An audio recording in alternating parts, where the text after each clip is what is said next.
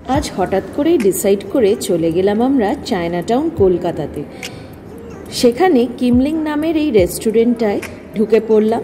তো এখানে তো মেনু, প্রচুর রকমের মেনু রয়েছে। সেগুলো দেখে আমরা রীতিমতন চিন্তায় পড়ে গেছি যে কোনটা খাবো। তো সবাই যখন চিন্তা করতে ব্যস্ত কি খাবে, তখন আমি আর রোসা একটু ফটো সেশন করে নিলাম।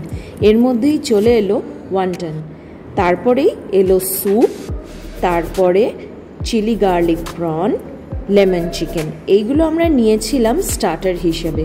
তো এই স্টার্টারগুলো ভীষণই ভালো খেতে ছিল, খেয়ে আমাদের খুব ভালো লেগেছে। তারপরেই মেন কোর্সে চলে এলো আমাদের মিক্স নুডল আর চিকেন, হানি চিকেন।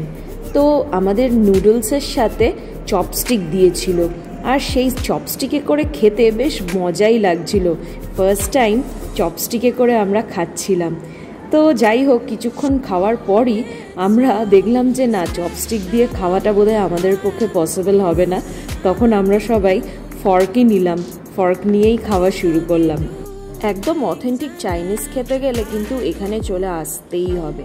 তারপরে আমাদের চলে এলো নেক্সট মিক্সড রাইস আর চিলি ফিশ।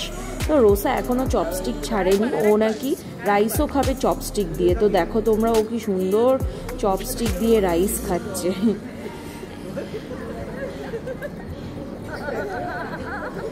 তারপর রোসা কিছুক্ষণ চপস্টিক দিয়ে ডান্ডিয়া নাচও করে নিল।